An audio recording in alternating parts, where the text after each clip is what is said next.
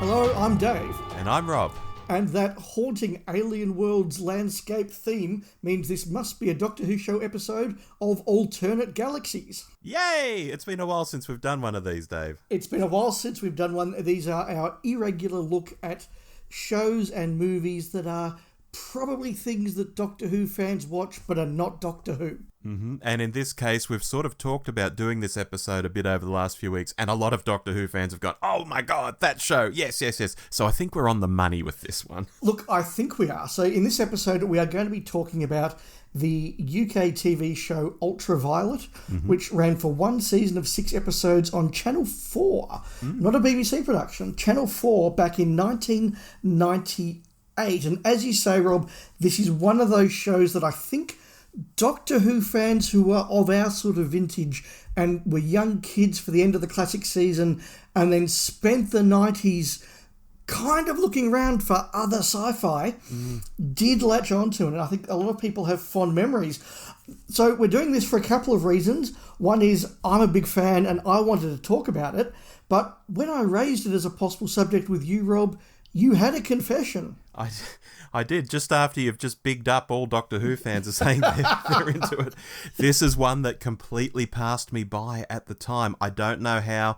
I love shows of this nature. I loved Buffy. I watched The X-Files religiously even after it turned a bit weird and people gave up on it. Other shows, yes, great. This one, just passed me by. I think maybe it was the length. It's so short and it was never followed up year on year with more. It sort of came and went and I never saw it. That's exactly right. So that, I think, gave us a bit of a hook into the episode, which is I'm going to talk about going back and rewatching it. You're going to talk about watching it for the first time. So we're going to be able to compare those reactions.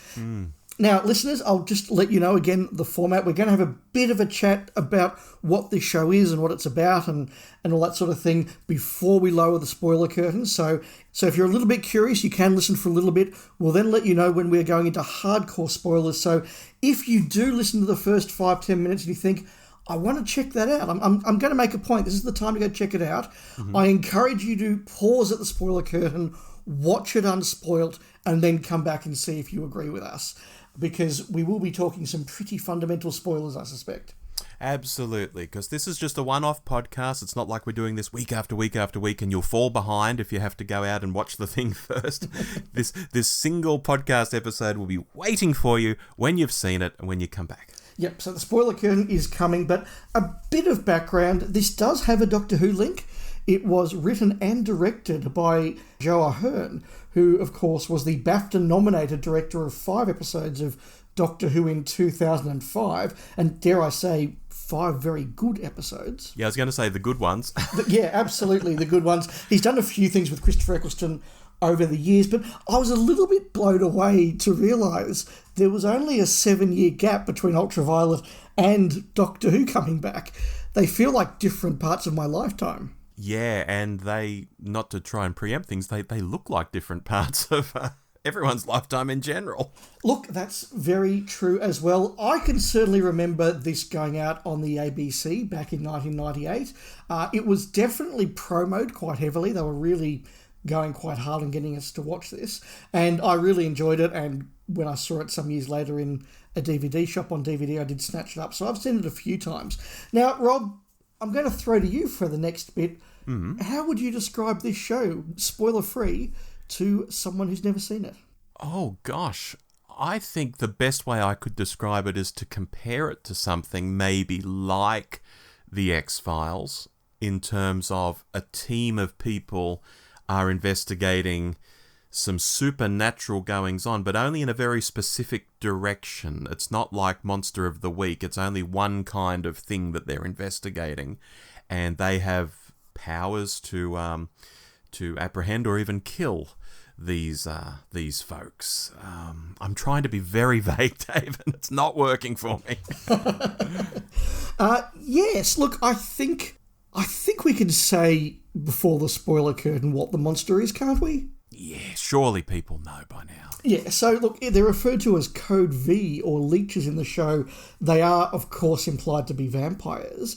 And there were a lot of vampire things in the world around about 1998. Buffy, as you mentioned, was certainly a big one, but this is vampires, to use a Doctor Who reference, as you'd imagine somebody like Christopher H. Bidmead to do it. Very scientific. It's very scientific. It's got the magical premise at its heart, and that fantastical premise at its heart, but it very much is, okay, if we said that vampires were real and we dropped them into Britain in 1998, what does that look like? How do they work? How do we react to them? How does the government react to them? What goes on? How do things that were mythical parts of Bram Stoker's Dracula translate into the 1990s? Yeah, that's a good way of putting it. Yeah.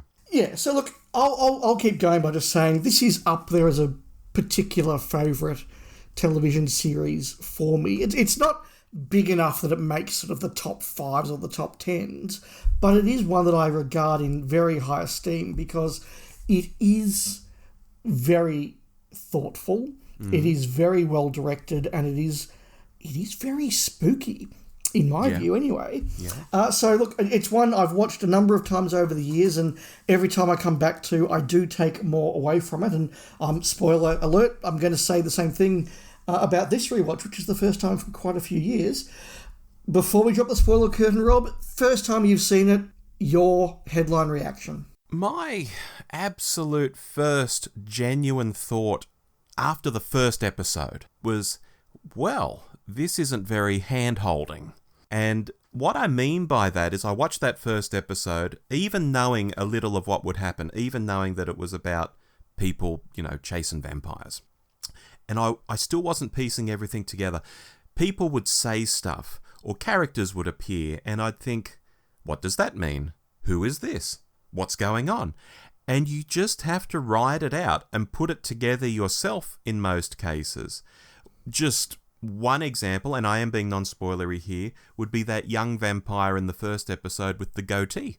He looks very distinctive. This guy's been tracking him and telling the police about him. Aha, I thought this must be a main character. We'll be chasing him through this whole series. No, we're not. My wife even commented on this at the end of the first episode, albeit by saying she actually liked that it wasn't hand-holdy, and maybe given today's exposition-heavy style of TV, or maybe I'm just used to Chris Chibnall, Doctor Who, I don't know, we're not told all the storyline, but are told things. They tell us things that we can already see on screen in modern-day television. It's quite strange. This does stand out as a TV show where you have to watch and pay attention, not in a crazy way, but way more than you do with modern TV. And that's my initial thought on what the series was like to watch. I also don't think it's helped a lot by the first episode being a bit ropey, writing-wise. I'll say that before the spoiler curtain goes down. But story-wise, across the whole season, it really did draw me in. I quite liked it, especially by episode 3, where the series has settled in. I'll say that much ahead of the spoiler curtain, Dave. Look, I think that's very fair and a very interesting sort of reaction. You are right about the hand-holding. To give a famous example about the show, never once in the 6 hours do they mention the word vampire. Yeah, it's always Code 5 or whatever. Code 5 or leeches or some sort of euphemism. Yeah. That's absolutely right. And again, just to give another little non-spoiler example that I think sums up the way that the plot does fold and can come back to itself over a number of episodes, but also the approach that they take to vampires in this. In the first episode, you see what you think is tear gas being used against some sort of hostile person. And one of the characters comments at the time, they used tear gas, but it must have been a bit out of date because it wasn't particularly potent. It just smelled a bit odd. And then a couple of episodes later, there's just a casual mention that one of the scientists has worked out what the particular chemical in garlic is that vampires react to, and they've been able to use that to create basically garlic gas. Yeah. Which is a really interesting little thing. And again, the first time you watch it, you might not link those two things. But when you see it more and more, you go, that was how that happened. And yes, it's very clever. Yeah, really good stuff. Well, look, we've really danced around spoilers a bit, so spoiler curtain, come on down. Now, as we get on with the discussion a little bit more, let's talk about the cast of Ultraviolet, particularly the big 4 main cast members, because looking at it now, you go, wow, what a cast. Yeah. But as we discuss it, it's interesting. It caught a number of them just as they were coming over the peak of their careers and really starting to break out. And look, the main lead character is Jack Davenport. Rob, you want to talk a bit about him for a second? Yeah, this is the character I've probably got the most to say about, and that's probably appropriate given he's the lead in this ensemble, I would say. Yes. And I don't know if this is going to be heresy and going against popular opinion, Dave, because I've deliberately not gone out and read, well, I don't even know if these things exist, but are there wikis based on Ultraviolet? Are there websites based on... I don't know. I've not gone and sorted out. So I could be saying something that everyone will roll their eyes and go, oh, duh, we all thought that 20 years ago. or people might say, what on earth are you talking about? And I honestly don't know what it's going to be. Let the cards fall where they may, Dave. I'm going to say Jack Davenport as Michael Caulfield is a bit of a charisma-free zone.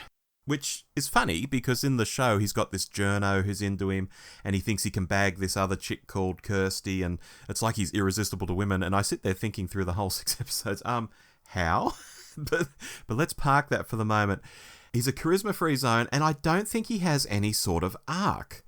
The series, in my first viewing of it, sees him go from this everyday detective to working in a vampire kill team.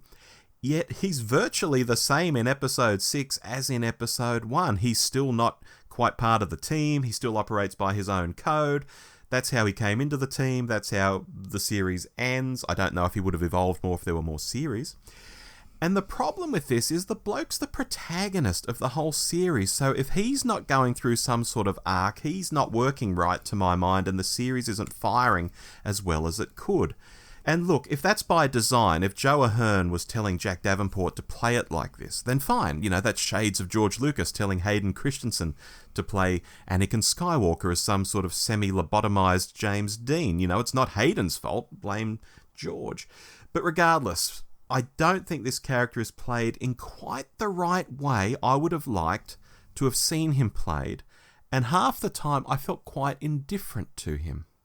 That's interesting because I take it a completely different way. Oh, really? I see him as the audience identification figure and one who spends the series struggling with the morality of what a vampire kill squad has to do. And it's about him resolving that in the way that you perhaps don't expect. And I do agree that he's not charismatic in the way that Jack Davenport in The Talented Mr. Ripley would be, where he plays Matt Damon's boyfriend, or in Coupling, which is probably his biggest, most famous breakout role. This is him as somebody who is very, very unhappy for most of the series, and I think that's what he's going for. But interesting that, you know, it comes across very differently to both of us. And we should also mention Jack Davenport's other probably big starring roles is in the Pirates of the Caribbean movies. That's true. Yeah, look, again, you mentioned how he's the audience identification figure. Absolutely he is. But when he seems so bored and almost like he doesn't want to be there, what's that sort of saying to the audience? That's my takeaway. Yeah, I see him as being angry. And, right. And that's my takeaway. Okay. So there you go. I have a fun fact. I've actually got a fun fact about all 4 of our leads, Dave. Oh, please. Jack Davenport, you may know this, is married to Missy from Doctor Who, Michelle Gomez. I didn't know that. Did you not? Yeah, they are. They're married, yeah. Interesting. Look, so the next... I don't know what to say about that. I hope they're very happy. Me too. The next character we'll talk about is the one who probably really grabbed my attention when I first saw the adverts for this before it aired in 1998, and that is Susannah Harker as Dr. Angela March. Now, Susannah Harker had been in a couple of very big series prior to this, and she's probably the one who was most well known, certainly by British audiences at the time, because she'd been Maddie Storr, the female lead in House of Cards, and That's right. She'd been Jane Bennett in the big worldwide phenomenon BBC adaptation of Pride and Prejudice in 1995. So she was quite a well-known actress at this time. But she plays Dr. Angela March, who is, I guess you could say, the Liz Shaw of the team. Yes. She is a scientist, and she's the one who has to give all the technobabble answers. She's the one that created the garlic gas to use against vampires. She's the one that does all the research into what the vampires are up to with trying to replicate blood, or the episode where the vampires are trying to insert vampire DNA into human sperm so they can procreate. She's the one that gets all the scientific sort of dialogue in there. But we also discover as the series goes on that her husband, who initially we just think is dead, but then we really discover was turned into a vampire and then executed by the squad. That sort of goes on to play a role as well. And I think that she does her job very, very well in terms of getting the technobabble out. This time around, I probably took the least from her character compared to the others. Okay. I took it to be she lost her husband and a child, and that's why she's very protective of the one child she had. Yes, that's true. Yes, that is. Yeah. All right. I'll kick off with a fun fact before I go into my thoughts on Susannah Harker, Dave. And that's that Bram Stoker, who wrote Dracula, named the character Jonathan Harker after a real-life relative of Susannah Harker. That is very cool. Isn't that a crazy vampire connection? Wow. I like that. It's all true. Absolutely true. Anyway, you say Liz Shaw, and I guess that's a good one to bring up because we are a Doctor Who podcast. My wife kept calling her the Scully one. Yeah, right. Throughout it. And I don't think that's a profound stretch either. I mean, X-Files would have been in its Imperial phase probably 3 years prior to this, I would say. Prior to it being made, at least. Yeah, certainly, yeah. Yeah, and as the woman of science working in the supernatural sort of area, that was well established with Scully. And of course there are layers here. She hates the vampires, yet she still keeps this open mind, which comes up when it seems that they might want peace. Like, oh, we're making this blood substitute so we can have peace, you know? And she's kind of into that idea, even though she hates them. Yes, she's messed up by losing her husband and the kid. And I think it's the underpinning of why she doesn't just jump Idris Elba, who's clearly into her. I think she's keeping a lot inside and just can't go there. She can't have a deep relationship with another human being, perhaps, because of the way she's lost the husband. Yeah, she is very, very ruthless. And one thing that I do think that Susannah Harker does a very good job at is giving us this sense that she does have some moral doubts about their work, but still being utterly ruthless. She's the one that takes the woman they suspect has been impregnated by the vampires and is basically willing to force her to have a termination. Now the episode has some very interesting moral discussions about whether you can call it a termination if it's an undead child. It's already dead. How can it be a termination? But that's not how the mother sees it. She's the one that pulls the trigger in the very last episode when it looks like a couple of others won't. So she's very, very ruthless, but yeah, a really interesting character.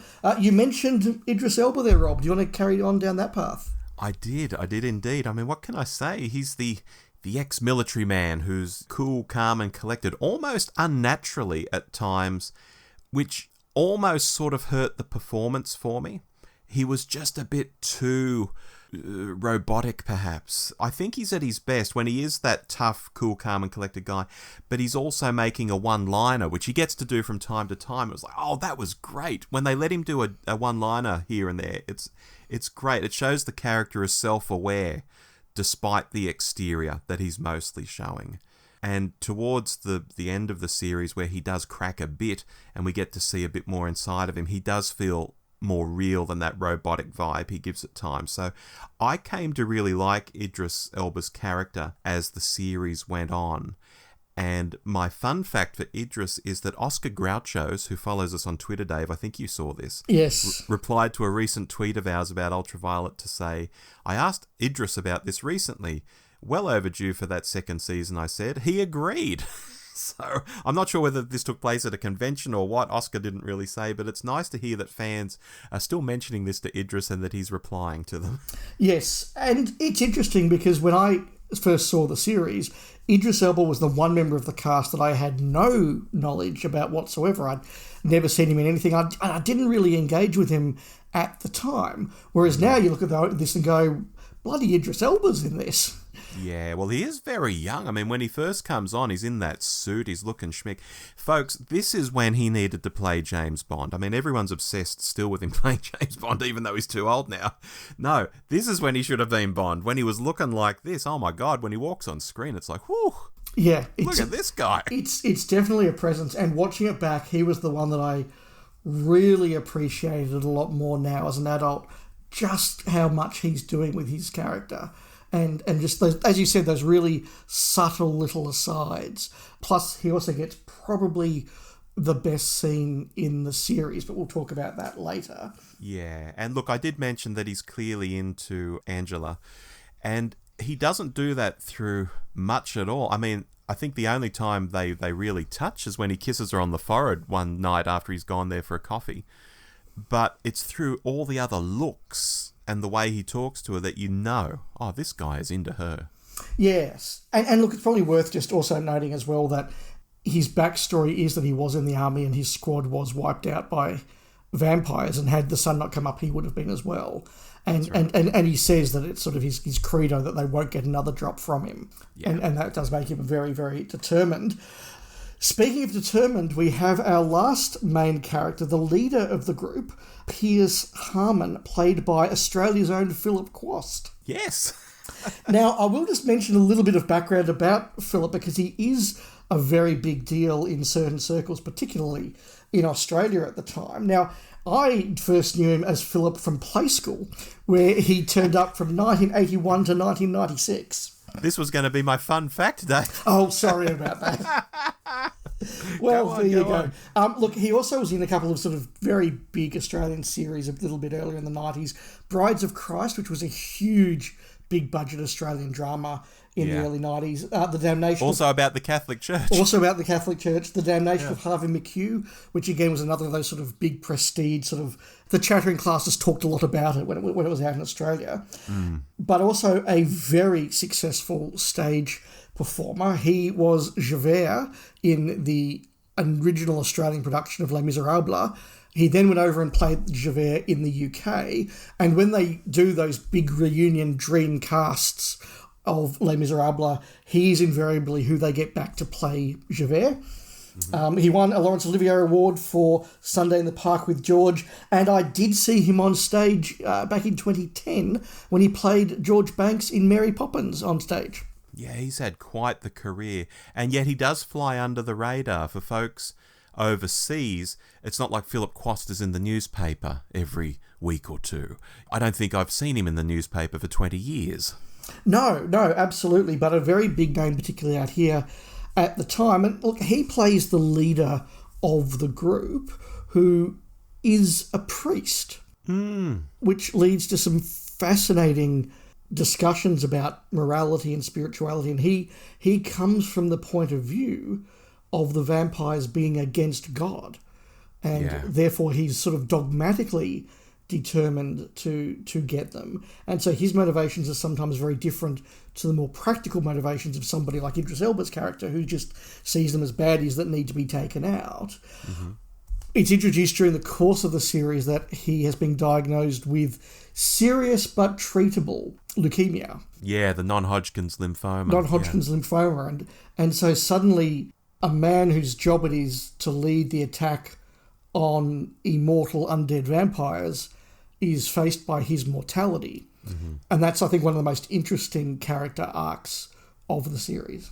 Yeah, I'd say about Pierce, he's the anchor of the team, and I feel he's the anchor of the series too. Yeah. You know, just quietly in the background in some moments. Other times he gets a bit more of a starring role. I mean, he's a steady hand. He's got some good quips. I noticed that. And he's the one who seems less emotionally messed up than the others, even though we know he's holding something in, whether it's the cancer, whether it's just all the stuff he's probably seen over the years of doing this job. We get the sense he's probably not quite right, but he's holding it together, I think, better than the others.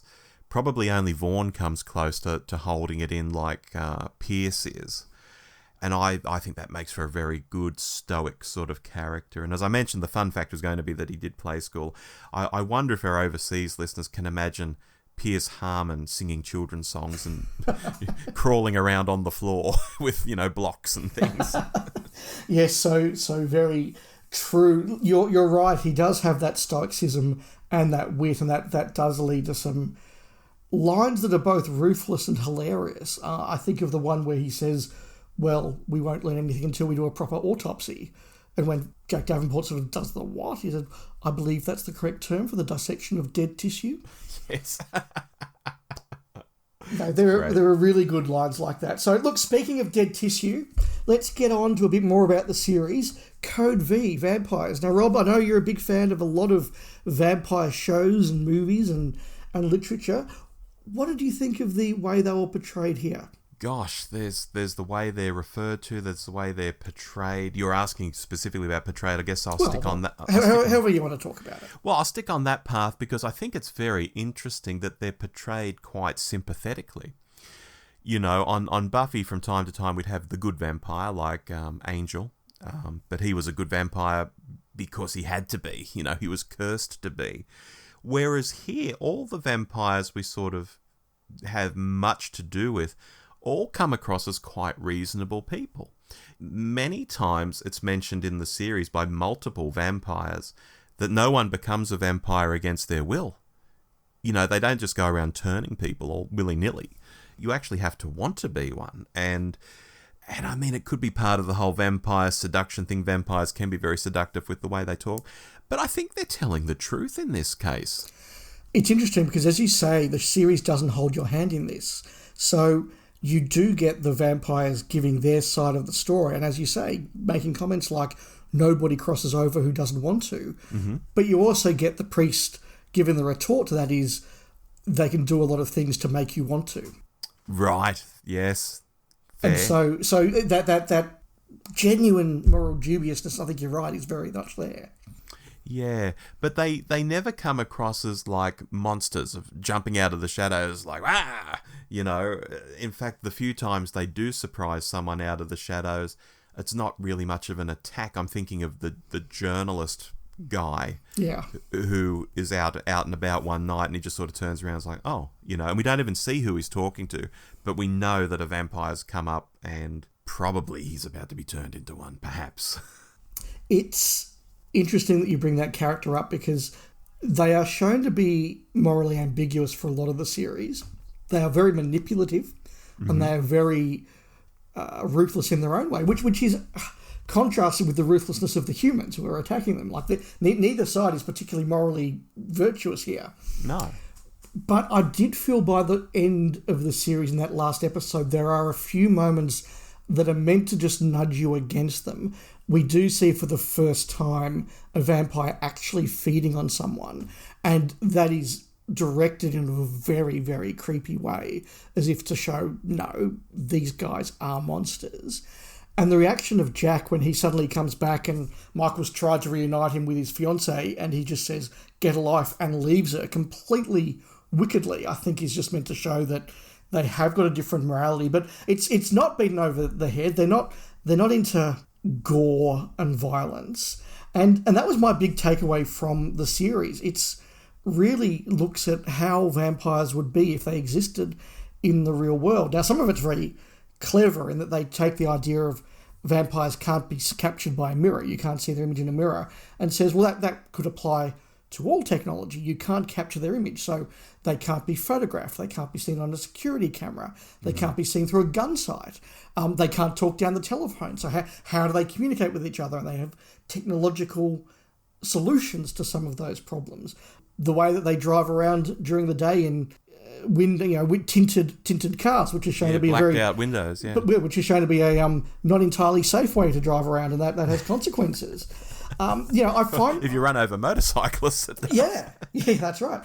I did find that interesting, and again, the series, as you say, does trick us a little bit because we start to see some of their research, and their research is about, well, can we procreate without turning a human? Can we develop synthetic blood so we don't need to feast on humans? And as you said, Angela's particularly like, well, hang on, maybe they want to coexist and we don't have to have a war. And then you realise that their plan is that when they are able to wipe out humanity, they don't need us anymore because they've got synthetic blood and they can reproduce without us. So they don't want to live with us. They want to eradicate us. Yeah, and I found that very interesting, that was kind of the big reveal of the whole thing. Like, I could have imagined this being spread out amongst 12, 18 episodes before we got to that moment. It's almost like, Dave, because I don't know what happened with this show. I don't know whether they got to the end of the series and Channel 4 said, no, we're not commissioning more of that rubbish. Or Joe Ahearne said, oh, I don't want to make any more of this. Or maybe some of the actors didn't want to come back. I don't know what had caused it to not get a second series. But I wonder if it was known that they weren't going to get a second series. That's why they slipped in the big reveal that, oh yeah, we're going to have dust clouds in the sky blocking the sun, and then for a year the vampires will take over, sort of thing. Because it seems a hell of a big reveal. It's like the big reveal, the whole plot is revealed to us within the first 6 episodes. And I don't know why you would do that, to be honest. Yeah, I think that Ahearne's intention was that it always could be self-contained if it had to be.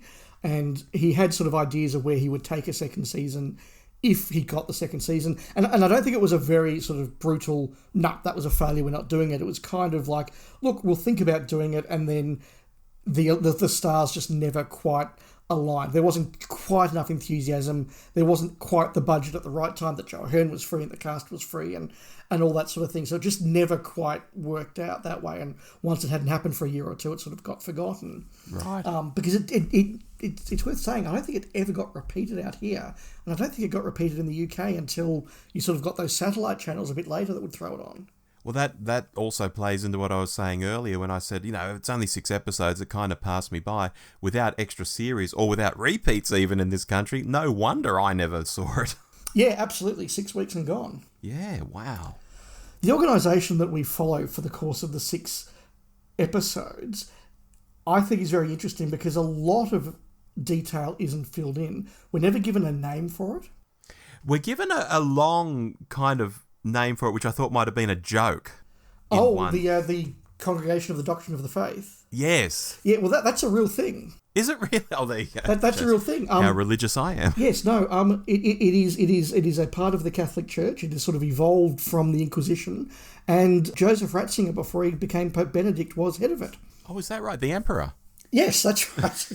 Right. So that is a real thing, and that leads me very nicely to the fact that it's implied that it's got Vatican money. It's implied that the government has sanctioned this, that they have the resources. They've certainly got a lot of money, whatever it is they're doing.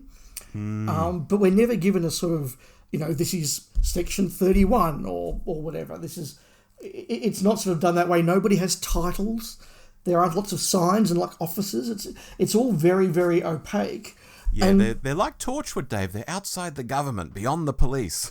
Sometimes. Well, sometimes, because the police do defer to them and seem to know who they are. Yes, and there are times when they can just go in and pose as policemen with proper IDs and all the rest of that. And yeah, police superintendents are told, look, I've just been told, give these guys what they want and stay clear. Yeah. So, yeah, I just like that way that it's done. And I like the way it's implied at a couple of points that their secret base is under a church. Mm-hmm. Which means that vampires can't get to it. Yeah, very cool. It is very cool. I'm surprised Buffy never thought of that. That's a really good point. Just while we talk about their base, it does, of course, have that room where they store the ashes of all these vampires because vampires can be resurrected from their ashes. That room, Dave, I think betrays the budget of the show. It looks kind of cool, but when you look at it really closely, it was like, that's a really little cheap set, isn't it, really? Yeah, so that actually brings me to the next point I was going to raise very well, which is really? which is the 1990s setting of this. Watching it back for this podcast, I thought a couple of things. I thought that, look, it doesn't scream 90s to me in the way that I thought it might. Yeah, yes, there's definitely some haircuts and some costumes that you go, oh yeah, I remember that when I was wearing that in 1998. That's sort of very familiar, but it doesn't look as big budget as a TV show now would. But there was no point where I sat there and thought, this looks impossibly cheap in the way that you would when you look at some television from the 90s. I think it's very well done and very cleverly done. As you say, that prison set that they have doesn't look expensive, but it works. And the ultraviolet lighting, I think, makes it work. There's a lot of things that happen off screen. So a lot of the vampire deaths, they have enough in them to show off the effect, but a lot of them happen just off screen. A lot of the vampire violence happens just off screen. You know, the vampire will leap towards something, you'll cut away your reaction, you'll hear a scream, you'll cut back. Yeah. So Joe Ahearne is very clearly using his budget very cleverly. I think this was filmed a lot on location too. It absolutely was, and a lot of night shooting as well, which is really, really effective. And you can do very cheap filming. You know, you have some lights, a camera, and Jack Davenport walking down a street at night, and you can get very eerie shots very effectively. But yeah, it didn't scream cheap 90s show to me the way I had worried that it might. But I was coming to it, I guess, with a fan's eyes. How did you feel? Yeah, Dave, look, when I say that room with the vampire's ashes in it looks a bit cheap, it's the lack of flash and pizzazz in it that makes it come across that way to me. Does that make sense? Yeah, look, it does. It's not showy in the way that had it been made 10 years later and even 5 years later, it would be. I mean, it does remind me of some of the cheaper episodes from the Eccleston era, where you do look at it now and you go, ooh, that has a smaller budget than we maybe thought at the time. Oh, especially walls during the Eccleston era that have been painted to look like metal, and you know it's just chipboard. You can see it so clearly, especially in high definition versions of the show. Yeah, so yeah, look, you don't sit there now and go, wow, these special effects could be done today. Of course you don't. But I do think it held up a lot better than I thought. Definitely. Having spoken through some of the general stuff, any points you want to start pointing us to, Rob? There are a couple of characters who aren't in the ensemble, but I think they're reasonably important. You've got Kirsty, played by Colette Brown, who was a bit of a pain in the ass throughout the whole show, as she tries to keep investigating herself what's going on, which puts her in touch with the journalist who becomes a vampire and all that sort of stuff. But I think the payoff is in the final episode, which you've already mentioned, that when Jack comes back, her fiance who left her at the altar to become a vampire. Yeah, he really doesn't care about her, even though she's absolutely cared about him this whole time, wondering what's happened to him. Has he been killed? What's going on? How did it happen? And all of that. So she's I'll say a good character, even though she's a pain in the ass. I'll say she's a good character. And also Frances, played by Fiona Dolman, she came across as probably the most sensible character in the whole show to me. And as an example of how things aren't really explained, when we first meet her, there's some reference to Michael being protective of her. I thought, oh, well, this is Michael's sister. And then it sort of came clearer to me over episodes ahead that, oh no, it's someone he's had a relationship with, and now they don't have a relationship, but they're still very, very close. So I found Frances to be an interesting character too. And at first I didn't even know, because she could get all this information. I thought, does she work for the government? Who does she work for? She's just an investigative journalist as well. Yeah. Yeah, and she's very effective. I think you're right. She's a very sensible character. And she's also the one that finally shows up Michael's morality when she won't cross a line that he wants her to cross. Yes. He does keep going back for favours a lot. Look, he absolutely does. And I think that, there's some very clever and judicious writing there where it's implied that Michael and Frances and Jack were all sort of part of the one friendship circle, and Jack getting engaged to this other woman kind of broke the circle up in a way that sometimes it does, because not everyone in the circle likes his choice of fiancé, and so there's a bit of like, well, we don't really hang out anymore, but oh, you're still friends. And I just thought that was quite cleverly done and quite sparingly done in terms of the way that it was written. Yeah, what's that old song? The wedding bells are breaking up. This old game of mine, yeah.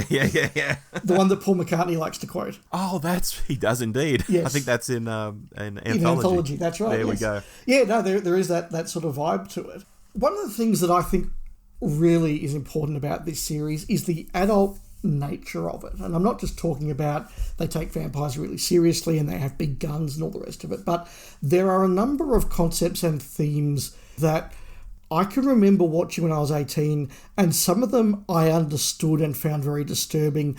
Others I didn't really quite understand. And now that I watch it as an adult, you sort of go, wow, they went into some quite unpleasant territories there. So you've got, for example, the way that vampires frame a priest. And then the goodies. Oh, yes. The goodies say, well, actually, we need to cover up the vampires. They've already planted this. He was a pedophile backstory, so let's just run with that, which is a very nasty thing. But the way that there is an actual pedophile in that episode, and for the vampires to get him on side, they give him a vampire who looks like a child. Yes. That's really disturbing stuff. You've got another episode where, as I say, it deals with abortion and terminations and those sort of concepts. These are not nice and pleasant things, and I think particularly in the 90s, they were a bit taboo on television. So it's interesting that they use the cover of a fantasy to go there. But even some of the sort of the less uncomfortable narratives, like the episode where the vampires are manipulating the stock market, and you discover that they think it's the banker's son that's the vampire, but you realise the guy's been a vampire so long, it's now his son who has actually aged past him. Yeah, he hasn't turned him, yeah. He hasn't turned him, he's just sort of laid past him. So there are all these, I think, really interesting implications there, and sometimes sort of betrayed by the fact, the episode titles, because all the episodes are named after Latin phrases, and that episode, for example, is called In Nomine Patris, which is in the name of the Father, and the whole twist is that it's not the Son, it's the Father. Yeah, look, I agree on all of what you've just said, and that episode with the priest who's set up to be the pedophile, even the knife attack, well, I think it's a Stanley knife, if I recall. It is, yes. At the start. That's brutal. There's blood going everywhere. He's pushing up against the glass. It's like, wow, this, especially for the era, this is really pushing the boat out. Yeah, and then it leads into that scene where they're investigating the classmates, and they open the shutters a bit, and the classmates are all a little bit sort of, oh, don't like that, son. And then she puts a Bible in front of one student and says, can you just open that?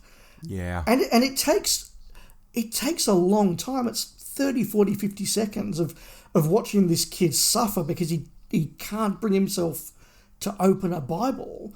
And I think that's one thing that does mark this down as being a slightly older piece of television. I can't imagine some of these scenes playing out quite so slowly in modern television. That's often a lot more sort of set to that sort of 42, 45 minute range. Yeah, I would be edited down for sure these days. Much punchier. So look, most of the other points I had to talk about, we've kind of teased out in our discussion, or I'm saving them for our wrap-up questions. So let's get into those. Rob, I'll throw the first one at you. What is the thing that surprised you most watching it for the first time? This is something I've been biting my tongue on for the last 5-10 minutes, Dave. Yes. Because one thing that surprised me is how old 1998 TV can look. This is almost the year 2000, and it looks old and grainy and a bit clapped out. And hey, in some ways that suits the subject matter. So it kind of works in its favour. But you know it's not deliberate, because even when it's the middle of the day or they're in a brightly lit office, everything still looks slightly crappy. And I think it's just the look of the production in general, maybe the cameras they were using or something. It reminded me very much of the first season of Buffy, yes. And the Buffy pilot in particular. The Buffy pilot looks even more old and dated than the rest of the first season of Buffy. It reminded me of that kind of look. It definitely doesn't look like, you put on the 2005 series of Doctor Who, and although we mentioned earlier that that's starting to show its age in some ways, that looks bright and shiny and 10 times better than this in terms of its look. Yeah, absolutely. And that also comes back to the point I made right at the start, that it's hard to believe there was just 7 years between the two series, because yes, television and special effects did jump a lot in that time. And look, I think the series of Red Dwarf are probably really good at, you as you say, you watch that first series of Red Dwarf and it's brilliantly written, but it looks cheap and the filming looks older compared to it's slightly better in series 3, and then by the time you get to season 6, it's a whole completely different quality of television. Yeah, or we mentioned House of Cards, the original series of that. That looks dated when you watch that these days. Yeah, absolutely. Yeah, no, very, very true. The thing that surprised me most watching it back this time was how scary I actually still found it. Mm-hmm. I knew the plot twists that were coming, I knew the beats that were coming, but even that very first couple of scenes where you first open up and it's dusk and the sun's just setting and people are sort of standing around mysteriously, and then the sun's setting further and people are starting to get a bit nervous, and then people start following people, and then the sun sets and suddenly they start... And the whole thing is just... Look, I agree, it looks 90s cheap, but it's filmed in a really tense way, and there are many times when the combination of the direction and the music just builds a suspense that even though I've seen this 5-6 times over the last 30 years, I've just gone, ooh, I'm a little bit creeped out by this. Yeah, like I said, it kind of works in its favour that it does look like this to me, yeah. The next wrap-up question we have is our favourite moment. Now, I'll just say that my favourite episode is Mea Culpa, which is the one we discussed about the priests and the school and the paedophiles. I think that's a really evocative and effective episode. But my favourite scene is from the next one, episode 5. It's a very famous scene, and when we discussed that we were doing this on Twitter, a couple of people also mentioned it, and it is the scene where Idris Elba's character has been knocked out and left in essentially a shed. He's been locked in a shed with 3 coffins. Like an aircraft hangar. Like an aircraft hangar type. More than a garden shed for those more than a garden shed. Yeah, haven't seen it. If you haven't seen it, why are you listening to us? I'll say that much. Somewhere between a garden shed and an aircraft hangar, yeah. And he's locked in there with 3 vampires in modern day type coffins that are timed to open the moment the sun sets. And it's one guy against 3 vampires. He's in trouble. And there's a wonderful moment where he comes to and he answers his phone. Jack Davenport's been ringing him. And he says, "How far away are you?" Jack Davenport goes, "We're on our way. We're in a helicopter. 20 minutes.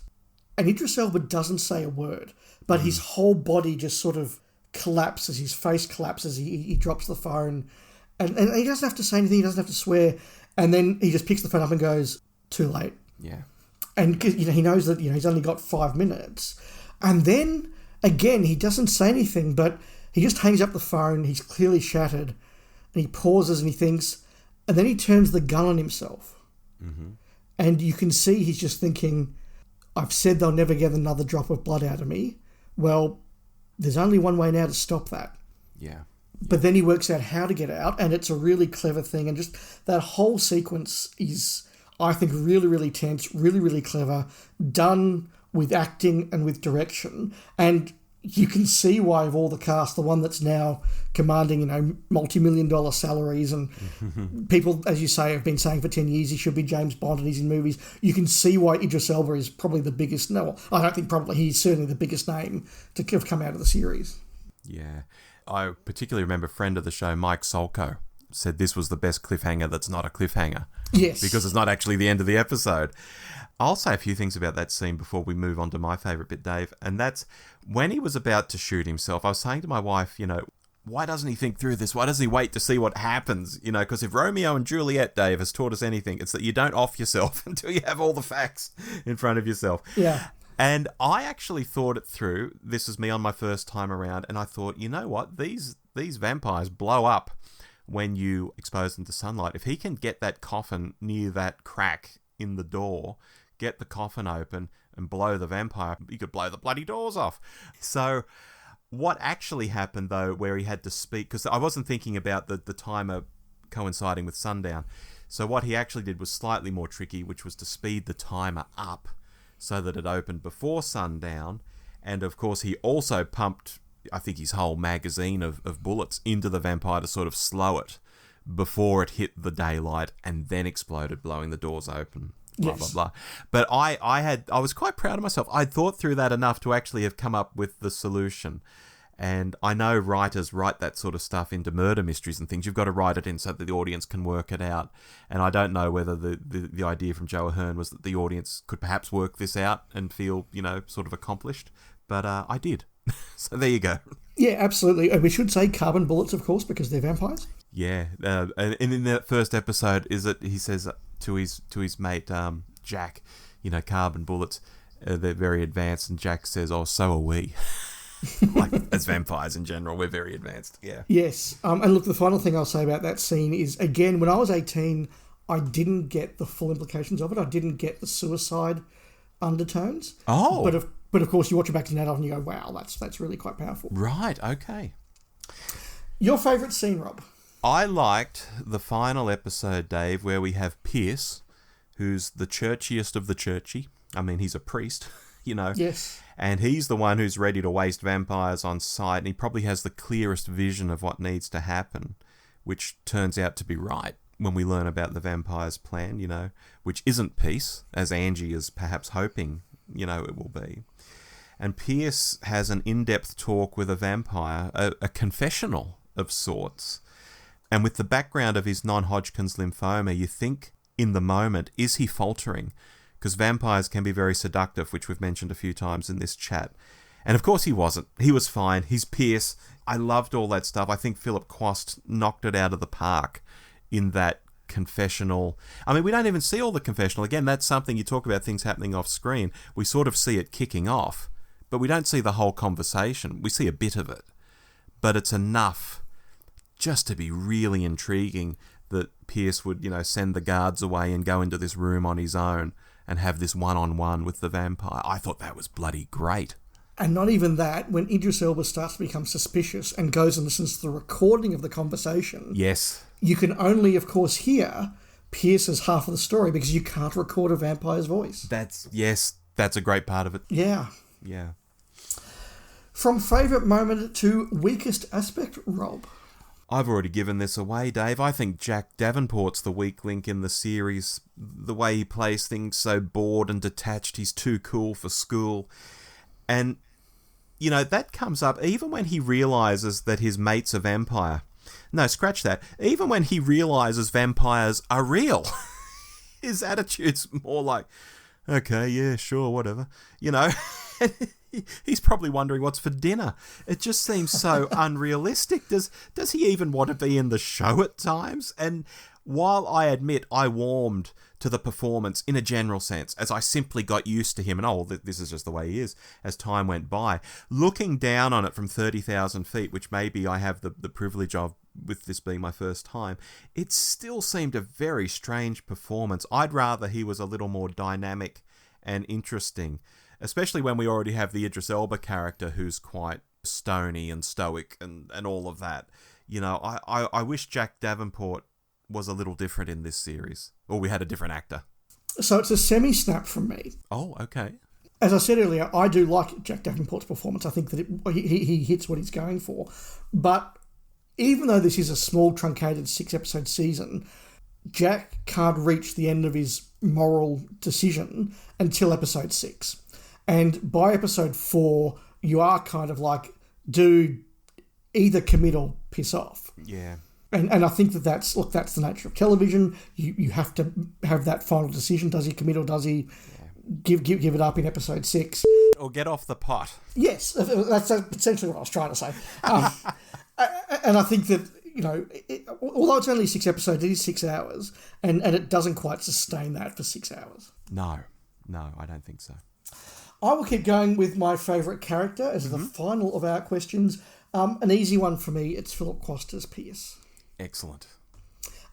Very, very well performed, and just the way that he's given some of those dry lines, the way that he has to reconcile his faith against the existence of vampires is just really, really creepy and interesting.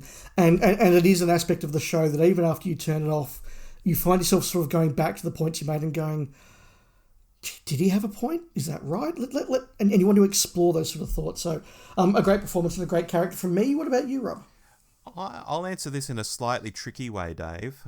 I think if the series got another season, my favourite character may have become Idris Elba's Vaughn Rice. He's that bit haunted, he's a bit into Angie, he's the action man, he's got great one-liners. But I think he's only just coming into his own at the end of the first season, where we see a little bit under the surface and we get to see more of the real guy, not the robotic performance that I mentioned earlier. So I'm probably a snap with you that if it's just based on this season, it would be Pierce. But with a second season, I think it would have become Vaughn. I can understand that. Yeah, I think he had a lot more to sort of give. Fair enough. Well, we're coming up to an hour, Robin. We said we wouldn't go over an hour, so it is time for closing thoughts. I will simply repeat what I've said all along. I think it's a great cast. I think it's a really clever premise. It's well directed. Is some of it a little bit dated? Yes, but hey, we're Doctor Who fans. We watch stuff from the 60s, so Yep. you can't complain about that. It's a definite recommendation from me. I think if you're interested in vampires, particularly how they were portrayed back in the 90s, and just generally what science fiction was doing at this time when, science fiction was only just starting to come back. It had been really, really unfashionable, really, from the late 80s through to the mid-90s, and it was now just starting to come back. I think it is worth a shout. But look, I came into this as a fan, as I've said. Rob, you came into it as a novice. What did you think, and should our listeners go out and watch it? Yeah, Dave, after a ropey first ep and an all-right second ep, I think the series is really interesting and moving in the right direction for the final 4 eps. And the way it ends is fine, even if it's not continuing. We're left to wonder what might happen. What will the team get up to? We sort of come full circle from Jack being killed in the first episode to Jack being resurrected, and then he's like, see you around. This might seem weird, but it almost feels like this was his story all along. His was the underpinning story, because it certainly moved Michael's story along. And when you watch it as a single season, he bookends it from start to finish. And surely he would have become a big deal in the second series. It would have been Michael running around after Jack, or something like that. I think I've read somewhere that Joe Ahearne has said, now I don't know whether he planned it that way or he said sort of afterwards, if he'd done a second series, he would have had Jack is a much bigger character. For sure. And look, all up, it feels like maybe 3 seasons might have been enough for this concept. Certainly, there was some big stuff brewing. I don't think another 6 eps would have done it justice. Another 12 eps feels about right, but any more than that, I'm not sure the concept would have continued as strongly or kept up the interest. So I think it did have a limited life. 6 episodes, though, is just a bit too limited for me. It is a strong recommend from me, especially once you can get past the first episode in particular. It's all pretty good from there. Yeah, I agree. I think the second episode is probably the weakest, but after that, I think it's just hit after hit. Yeah, good stuff. Fantastic. So look, that was our alternate galaxies on Ultraviolet. Please, as always, let us know your thoughts. We will be back in a week's time with our flagship show for April, where we are talking about the Doctor Who missing adventure, The Shadow of Weng Chiang. Our plan after that is to do an alternate galaxies on Picard Season 3. And if we've still got the energy, after that we'll do The Mandalorian Season 3. So plenty coming down the pipeline from us. Absolutely. I'm looking forward to all those. As am I. But until then, I've been Dave. And I've been Rob. And we'll speak again soon. Bye-bye. Goodbye. You've been listening to Alternate Galaxies, the podcast where Rob and Dave from the Doctor Who show take a look at other great sci-fi and fantasy that we think Doctor Who fans might like. You can reach us at hello@thedwshow.net, on Twitter @thedwshow, or on Facebook /thedwshow. Alternate Galaxies is an irregular podcast, so stay tuned to the Doctor Who show and other programs on our feed to know when the next episode's coming. Our theme music is called Wretched Destroyer and is by Kevin MacLeod. Find him at incompetech.com. Well, that's it for this episode. We hope you enjoyed the show, and we'll talk to you again soon. Bye-bye!